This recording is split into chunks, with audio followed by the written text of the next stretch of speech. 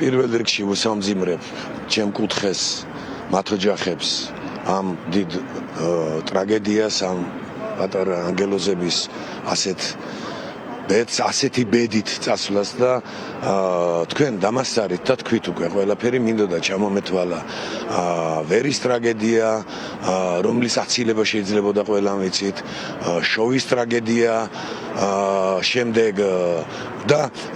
იცით რისი თქმა მინდა არ მინდა ვინმე გაახლა მიიღოს რომ რაღაც მე პოლიტიკოსი არ ვარ და პოლიტიკურ განცხადებებს არ ვაკეთებ მაგრამ გული ჩაწყვეტაზე მაქვს უკვე რაც ეს ხელისუფლება მოვიდა გატაბმული უბედურებაზე ეს ყველაფერი ხდება იმის გამო რომ მათ არ აინტერესებთ ეს ქვეყანა არ აინტერესებთ ამ ქვეყნის ხალხი არ აინტერესებთ რა მიაკეთონ წესიერად და ეს ყველაფერი არის დაუდევრობის არაკომპეტენტურობის უცოდინრობის ეკითხება ჟურნალისტი თქვენი ჟურნალისტი ეკითხება თუ არ ვწდები მთავრობის თავმჯდომარის მოადგილეს და ადამიანი პასუხობს რომ ეხლა მაგის დრო არ არის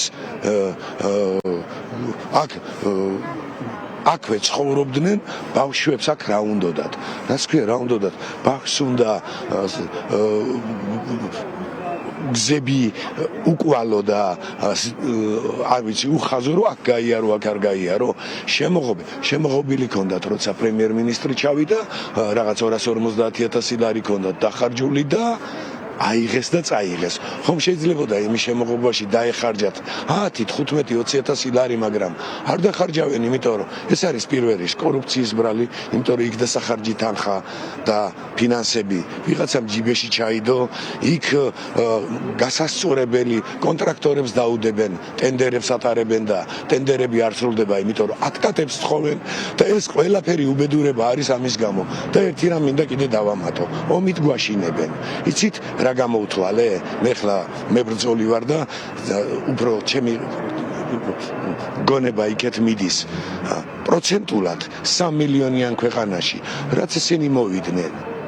ესენი მოვიდნენ და ჩვენ ამ უბედურებებით ასეთი უბედურებებით, მათი დაუდევრობის გამო უბედურებებით ხალხი დავკარგეთ, ზოგჯერ ომში ამდენი ადამიანი არ იკარგება.